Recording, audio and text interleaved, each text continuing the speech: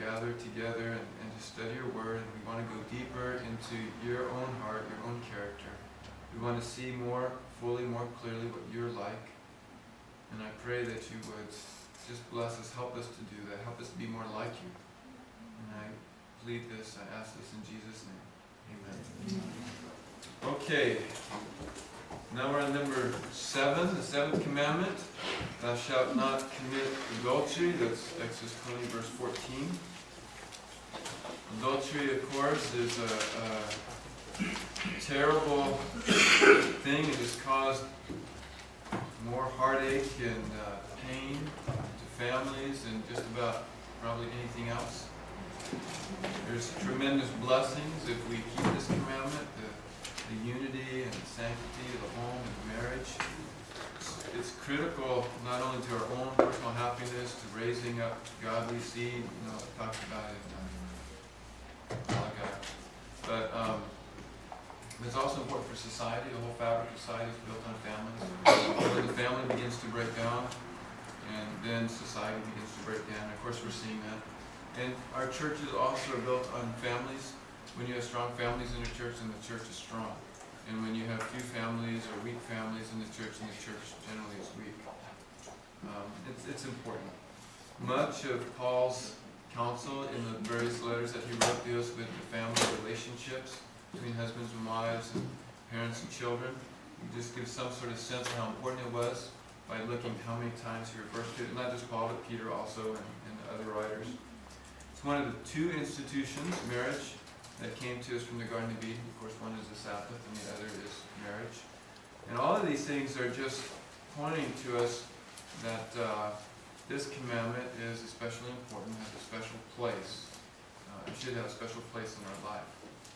As with all the commands, there's the letter of the law, which is the actual physical act of adultery, and then there's the spiritual side, the spirit of the law, which goes way beyond the actual act of having sexual relations when you're married with someone that's not your spouse. And this is what I want to talk about, just to go into some of the spiritual aspects of this commandment. Anyway, Jesus helps us. He gives us a start in Matthew chapter 5. I guess it's a good place to look. Matthew chapter 5, verse 27 and 28.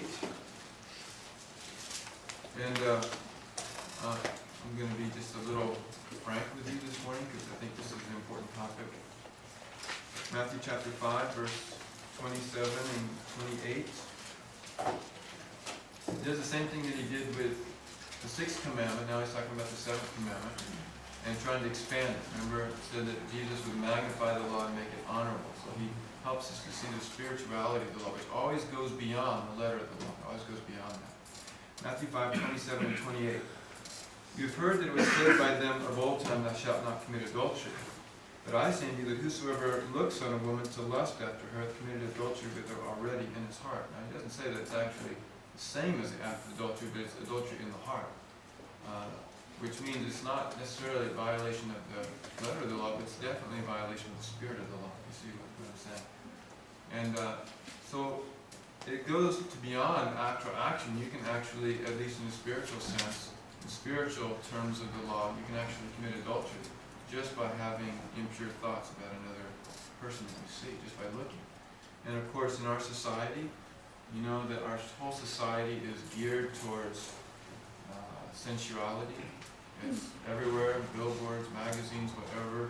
You know, the internet is filled with all kinds of pornographic images and all kinds of garbage. All of this stuff, if we're engaging in any of this, is all a violation of the 7th commandment. Any kind of thought like that, thought that's impure, is a violation of the 7th commandment. It also comes in things like some of the romance novels. I know those are popular among ladies. That's just another form. It may not be physical, but it's still the emotional and imaginary kind of relationship with someone that's not your spouse.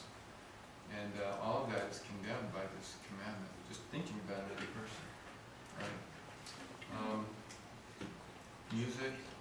Much of the music that's in the world is very sensual, and if you listen to the lyrics, there's a lot of music. There's a very strong sensual message to them, sexual message. And so, even the music that we listen to can be a violation of this commandment. I think it extends a lot farther sometimes than we realize. And if you keep reading in Matthew 5, and just, I'm trying to be a little subtle about this, but I think Jesus was talking about where this leads to impure thoughts. Because in the next couple verses he says, if your right eye offend thee, or he's just talking about what you look at. If your right eye offend thee, pluck it out, cast it from thee. It's better to make it into heaven without an eye than to your whole person to perish. And then it says, if your right hand offend thee, cut it off. And it's better to enter into heaven maimed than to not make it into heaven. And, the hand, I think he's talking about self-abuse. Maybe he's talking about more than that. But when we have impure thoughts and we're looking at the wrong things, then there tends to be wrong physical actions, also private sin, you know what I'm talking about? I think this is also condemned by the seventh commandment. We should be keeping ourselves pure for one other person, not just for our own selfish indulgence, not just for our own fantasies or whatever, but we should be preserving our purity for our partner, our life partner. In Job, keep your finger here, I'm going to come back to it in just a minute, but one passage that I really liked, it really helped me when I was a young man, first became a Christian, was Job 31. I memorized this passage. Job 31, especially verse 1 and verse 12, and I kind of memorized those two together because it made a nice little couplet. It said, I made a covenant with mine eyes, why then should I think upon a maid? For it is a fire that consumes to destruction and would root out all my enemies. And I thought about that as a young man, because I didn't know what the Lord had in store for me, but I knew I wanted to serve the Lord. I knew I wanted to go into some kind of ministry. And I knew of other people that had been pastors or evangelists or whatever that had been involved in ministry, and they end up having an affair or something, and their whole ministry is just destroyed. I mean, it's unfortunate, and maybe it shouldn't be that way, but that's just the reality of it. You can have one affair one time, and your whole life's work, it just goes right down the drain. And that's what it says. I made a covenant, right, with my eyes. I'm not going to think about a maid, where there's a fire, it consumes to destruction. It's going to destroy all my increase. I might be growing for 20 years as a Christian. If I slip one time, it's going to destroy all those 20 years of hard effort and labor to try and grow and become more like the Lord. You can read through that whole passage, but it's a terrible condemnation of adultery and immoral impurity. Go back to Matthew chapter 5. In Matthew chapter 5, and I'm going to share some things with you that you may not agree with, that's fine. It's not normally the way we read these verses, but I'm just going to suggest that the next couple verses go even deeper into the core of what the seventh commandment is about. Because he talks still about adultery, the seventh commandment. Starting with verse 31. It's been said, whosoever shall put away his wife, let him give her a writing of divorcement. But I say unto you that whosoever shall put away his wife, saving for the cause of fornication, causes her to commit adultery. And whosoever shall marry her that is divorced commits adultery. So he's still commenting on this seventh commandment. It says, this is another way you can commit adultery. Another way to commit adultery is to put away your wife, except for this one cause of fornication. If you do that, you've basically broken the marriage principle. And by the way, that's the principle of this commandment. It's the principle of marriage, right? And so, even if there's not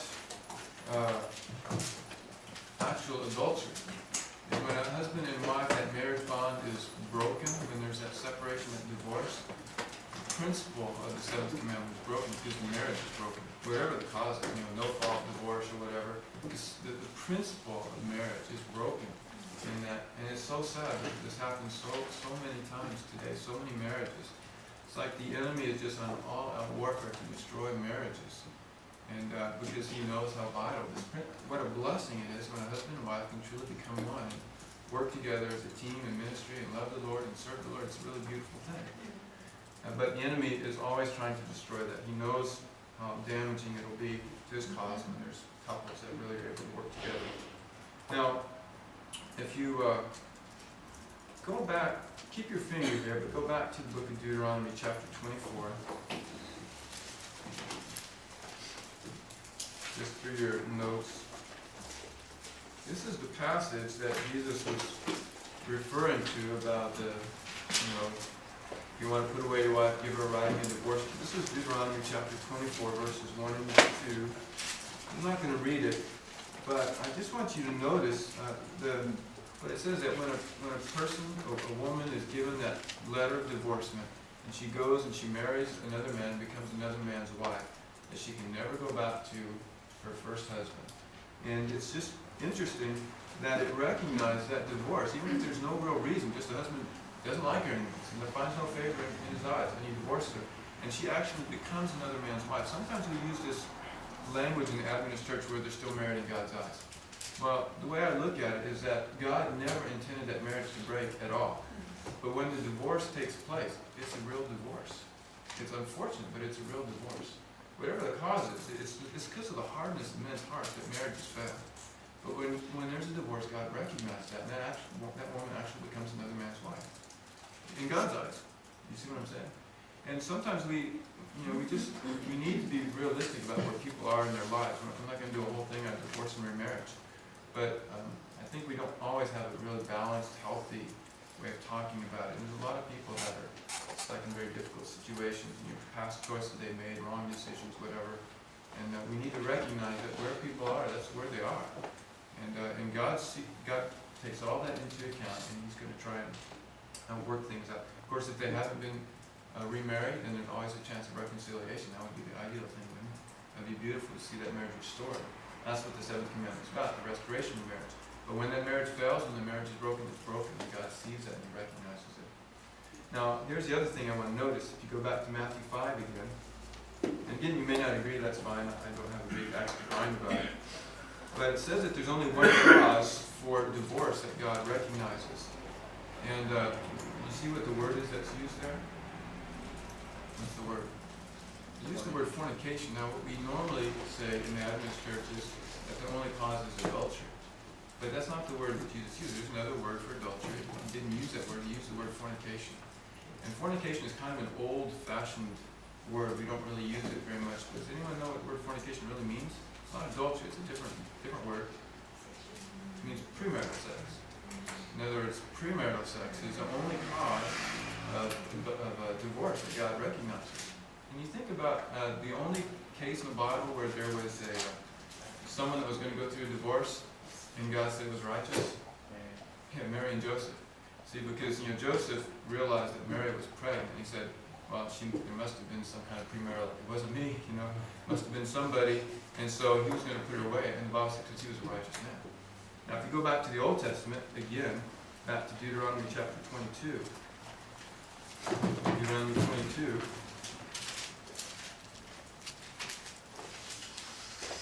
And you start at verse 13 and go down through the next 7 or 8 verses. It describes that what was supposed to happen is that when the man and the woman were first married, and they were to have their first night together, they were supposed to see whether or not she was a virgin.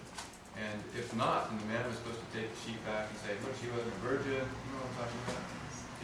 And not trying to be graphic, but if she wasn't a virgin, then he had the right to divorce her, what we would call a marriage annulment, like an annulment.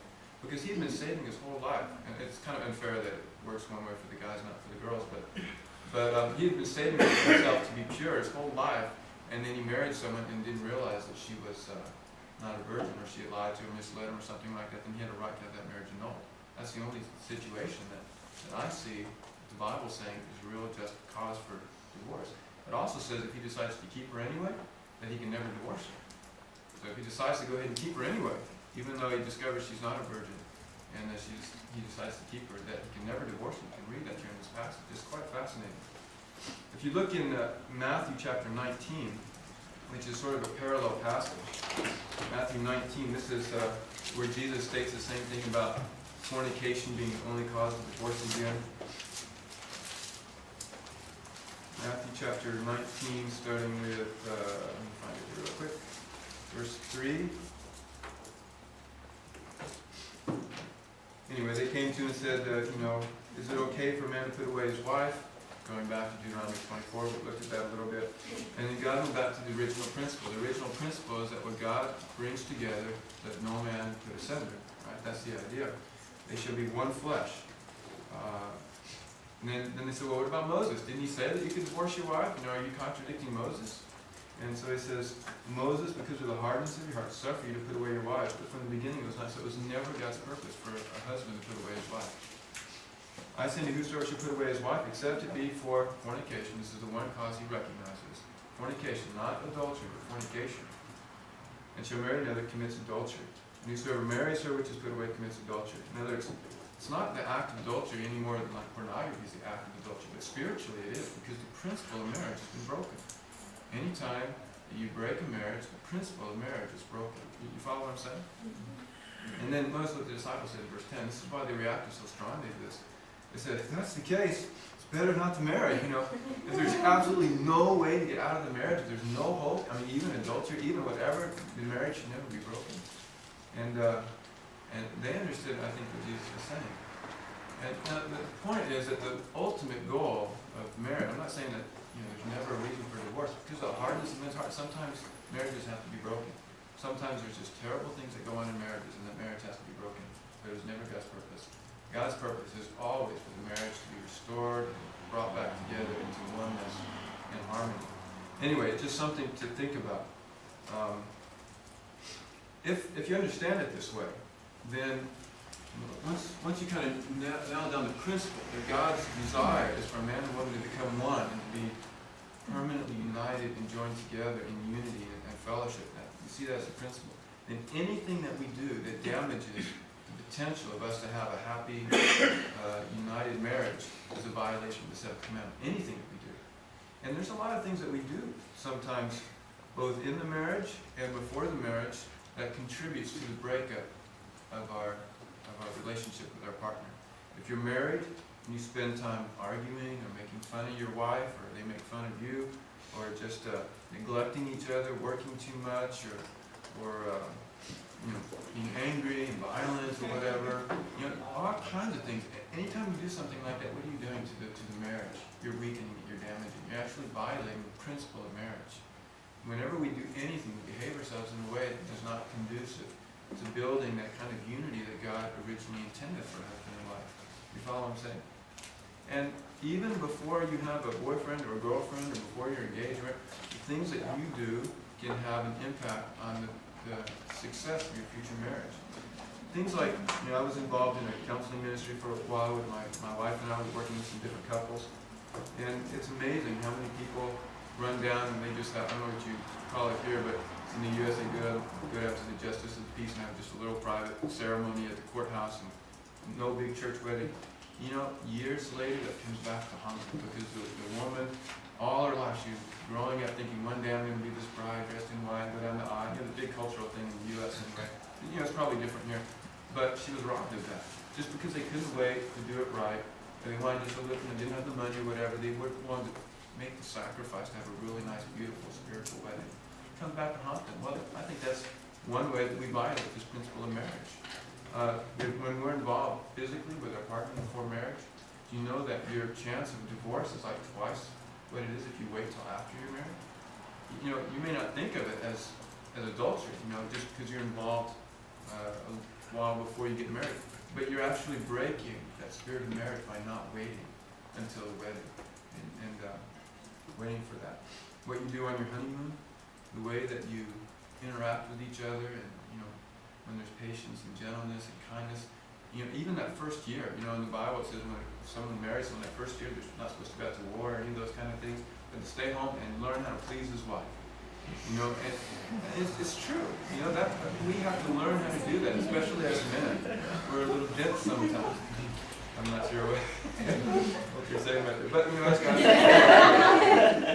guys, sometimes we're not real sensitive, and we're not very wise in how to really please our wives. And it's something we need to learn to do. If we go into the marriage thinking about what that other person, how they're going to please us, what they're going to do for us, we're going into it with the wrong attitude. We need to go into it with the desire to please the other person and make them happy, and learn how to do that. Women generally, at least my experience, do that much better than men. They're generally much more sensitive, and they're much more sacrificial, and they're more willing to invest in the marriage. And many times, you know, we have our conquest, and now we're going out, back to work, whatever, and, you know, we're not really learning how to please our wives. All of this is a violation of the seventh commandment. You see where I'm coming from? Now, another thing I want to mention is about dating and courtship, just a little bit. Turn with me in your in your Bibles to 1 Thessalonians chapter 4. This is a really good passage to memorize, especially while you're single. 1 Thessalonians chapter 4, starting with verse 3. There's some really good principles here. How many of you are married, by the way? Okay, a few of you. Okay, good. That's important because there's some things to say about this for married people too. And I wasn't sure I was going to go into it, but it's worth it. 1 Thessalonians chapter 4, starting with verse 3. The Bible says, "For this is the will of God, even your sanctification, that you should abstain from fornication, that every one of you should know how to possess his vessel in sanctification and honor, not in the lust of concupiscence," that just means passion, lust of passions, "even as the Gentiles which know not God. That no man go beyond and defraud his brother in any matter, because the Lord is the avenger of all such, as we also have forewarned you and testified." This is saying, that we should know how to possess our bodies in self-control. That we should be able to walk in dignity and integrity and not be controlled by our lust or our passions or appetites or any of those things. We need to have self-control, dignity. And this should be one of the things that we strive for. In our dating relationships, that's our opportunity to practice and learn self-control. To be perfect gentlemen and perfect ladies. And to deny those sexual drives that we have, to learn how to control them, to manage them until it's the right time. And most young people in the world today, even as the Gentiles which know not God, like it says here, that's not the way they look at dating. They look at dating to see how much they can get out of the relationship, how much physical contact. I remember hearing a sermon one time, a guy was talking about courtship, and he said, that it's kind of like a cliff. Why do we see how close to the edge of the cliff we can get before we fall off, rather than see how far we can get from the cliff? I'm not going to tell you, what activities are appropriate and what's not appropriate. I mean, that's something you're going to have to work out with God.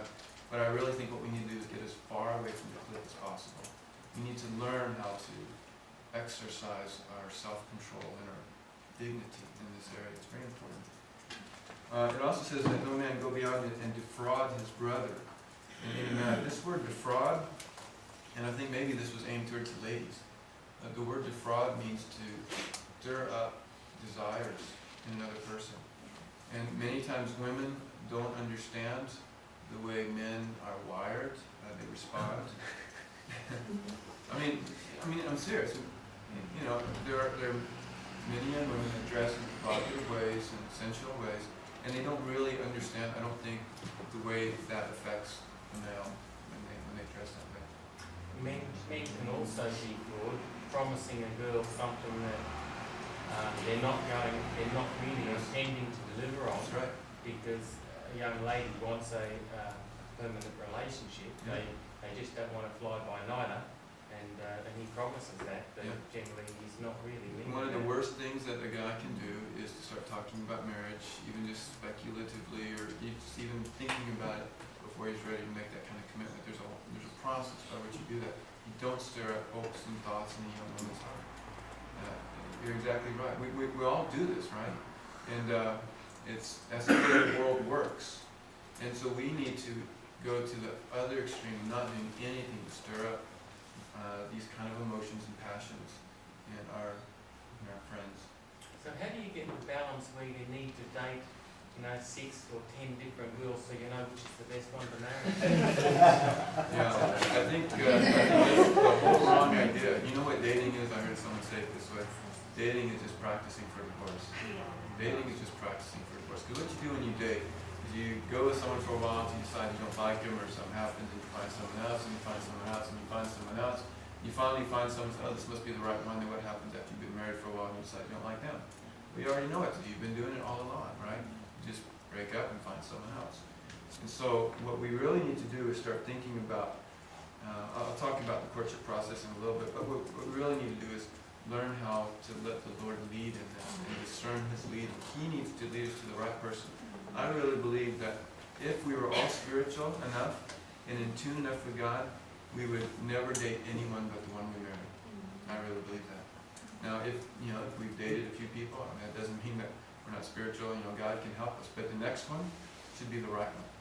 The next one should be the right one. And sometimes, you know, we don't get the message, and so we need to go through a real careful process, getting counsel from other people, and learning what they're like, building a relationship, a friendship with them first, see how they work, how they operate in different circumstances, getting to know their character. Because once you get emotionally involved, you cannot analyze that person properly and see whether or not they're a fit candidate. That's why you need someone else to help you, because we can't do it once we get emotionally involved. But before we can do it, we can still maintain a friendship and just watch them in different situations and see what kind of character they have. You know, emotions, they come and go. Even in marriage, they sort of come and go sometimes. You have to marry someone that is godly and spiritual and that you can work with. It's going to be a practical relationship. And if you build that union, the love will come. Love is a principle. It's not the emotion. Emotions will come and go. But the principle of love will grow and deepen year after year if you have the right partner. And so we need to really learn how to let the Lord lead and direct us to the right person. If you're involved in a relationship, and you know, it doesn't mean that because you're involved in that relationship it's the right person. You know, you may need to just stop and say, Lord, is this really the right person? And the Lord may say, no, it's really not. Or you're not ready for this. You know, there's also timing for courtship. And anyway, a lot more I could say about that, but I don't want to spend too much time on it. Make sure that before you make any step in that direction, before you even talk with another person, that you get counsel from some godly respect. Before you say anything to that person, or even give them any inclination you're thinking about marriage or courtship or something like that, get some counsel from some godly people. And the first step, I believe, is to talk with, if you're a young man, to talk with that lady's father and mother before you say anything to the young girl. I really think that's appropriate. It sounds old-fashioned, but you know, I think it'll save you a lot of heartache if you do that. And it'll be honoring to her parents, and it'll be honoring to her that if you do that. Show some respect that way. Okay. Another thing I just want to mention is very briefly, verse 7. It goes on to say, God has not called us unto uncleanness, but unto unholiness. And I want to mention that even in the marriage relationship, as well as before marriage, there are some things that are not clean. And a lot of youth, they say, well, the Bible doesn't say anything about, you know, what kind of practices are right and wrong. Well, the Bible doesn't talk about all the things that are done in secret. It's a shame to talk about some things that are done. And again, I don't want to be real blatant, but, you know, there's a natural relation between a man and a woman. There's a way that God physically designed a man and woman to relate sexually. Understand what I'm talking about? But the world wants to pervert everything, and they do things in unnatural ways. And that's degrading, and it's not natural. It's not clean. God's called us to uncleanness. So even in our marriage relationship, there still needs to be self-control, and there still needs to be dignity and honor in how we conduct ourselves and what we ask of it. You understand what I'm talking about? Do I need to be more graphic? I don't really want to. But it's important, because, you know, in the world this is a common thing. Is that like these lyrics? What? Is that like these lyrics that she? Yeah, I think so. She Um, uses the one. Yeah, there's a lot of counsel on this, very prophecy on this also. Just remember that everything has to have the right balance, and there's a natural way that God has created things, and our goal is to be in harmony with God, and not to do things in perverted, out of normal means of sexual relationships. Here's another thought for those of you not married. I think it's really a blessing. 2 Corinthians chapter 7, verse 2.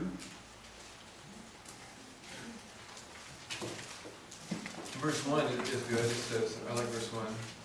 Having therefore these promises, dearly beloved, let us cleanse ourselves from all filthiness of the flesh and spirit, perfecting holiness in the fear of God. This is really what we're after in our relationships. Perfecting holiness. Cleansing ourselves from all filthiness of the flesh and spirit. But look at verse 2. I found this verse to be really challenging. It says, receive us. We have wronged no man, we have corrupted no man, we have defrauded no man. Paul was there in Corinth for 18 months doing ministry.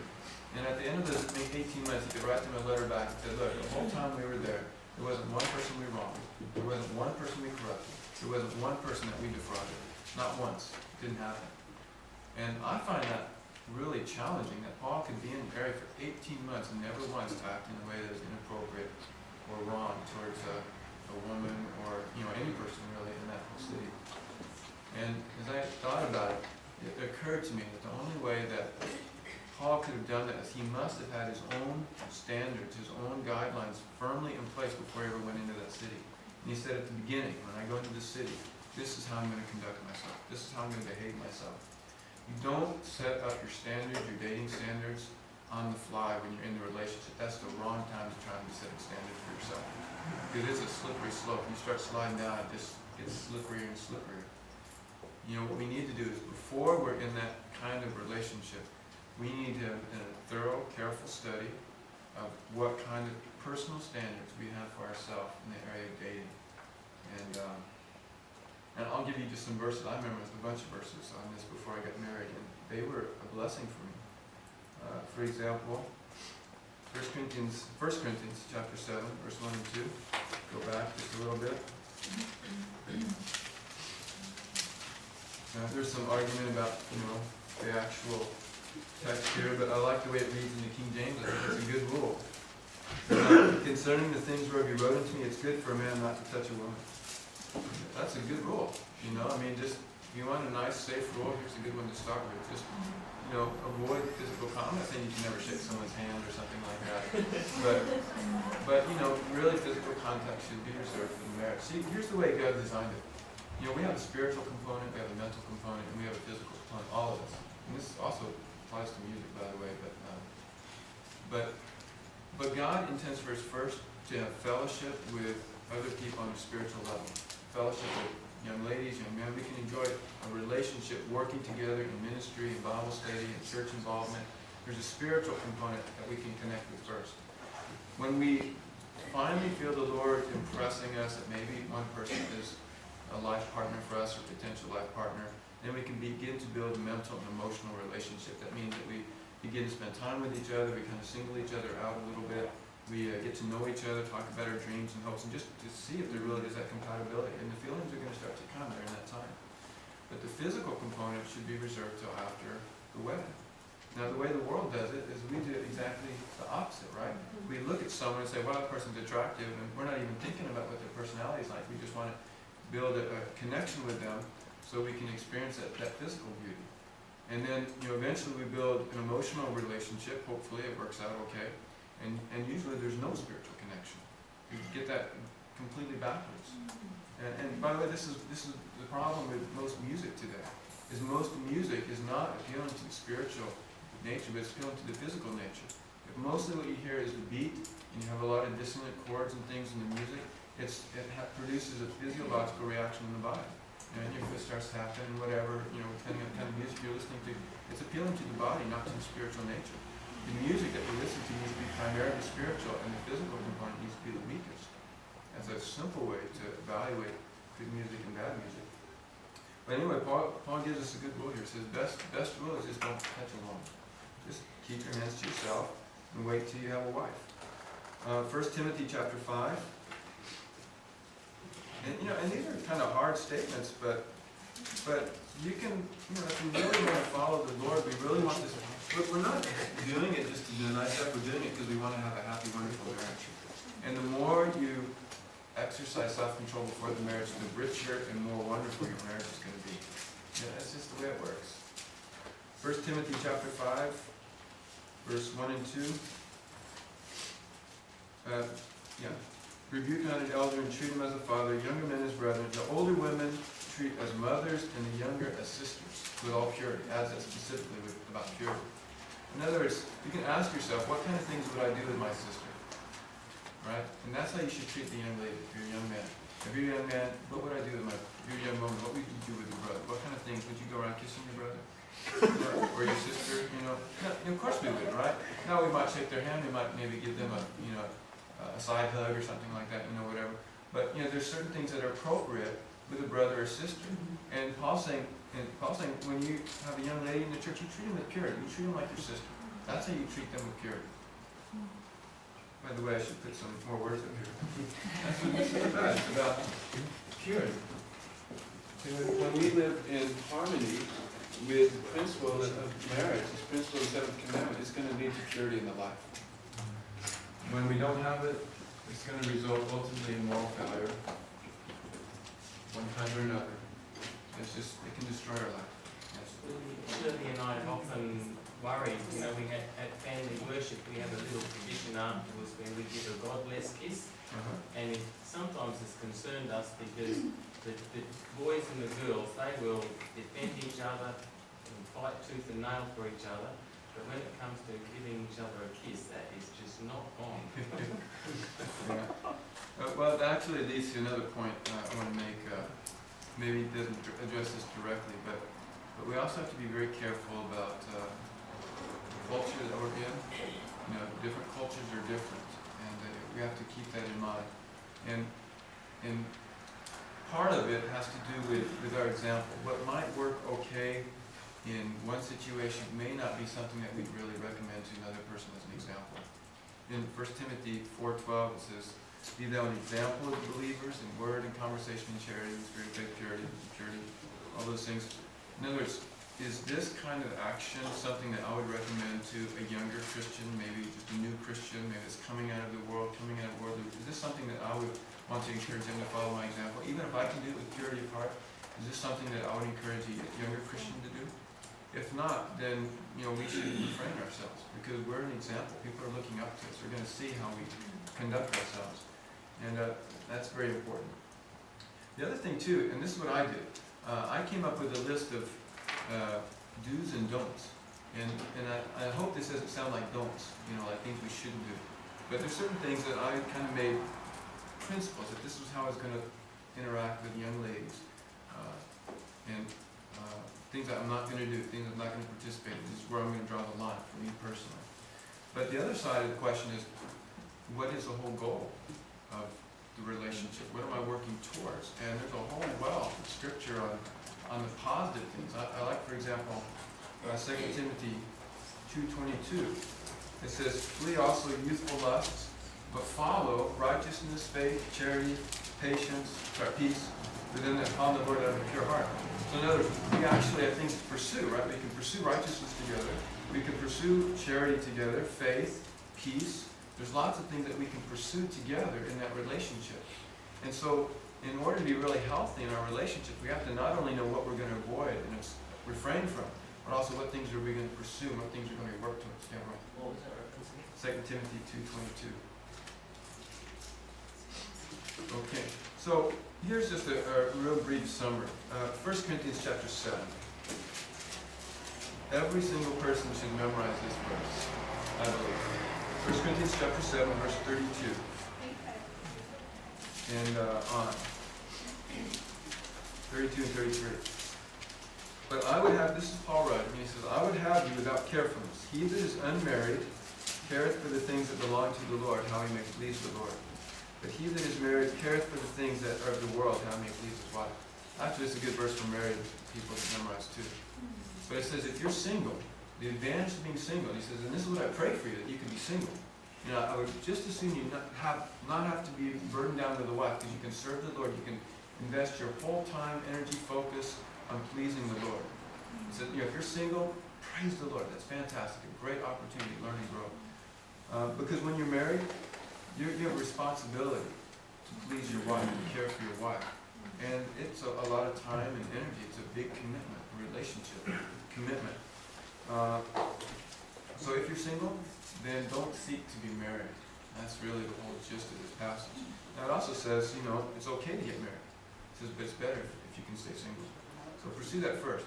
Second of all, if you do become married, then remember that the goal is to establish this complete bond between husband and wife, emotionally, physically, spiritually, mentally, everywhere, of unity. I like this passage in Ephesians chapter 5. Stay single if you can. If you do get married, strive for that kind of bond that the seventh commandment is talking about. Ephesians chapter 5, verse 31 and 32. "For this cause shall a man leave his father and mother, and shall be joined unto his wife, and they two shall be one flesh. This is a great mystery, but I speak concerning Christ and the church." The kind of relationship that Christ has with the church is supposed to be exemplified in a marriage relationship. It's not a shallow, superficial kind of relationship. It's not just limited to certain areas. It's a complete, total union between Christ and the church. And that's the kind of relationship that God is wanting to see replicated in a husband-wife relationship.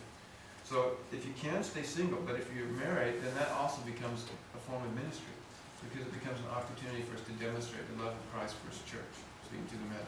And women also to show the kind of respect and honor to their husband that the church should show to Christ. It's a beautiful opportunity to represent that to the world. One last thought is, you look in 1 Corinthians chapter 6, you can see it also in Ephesians 5.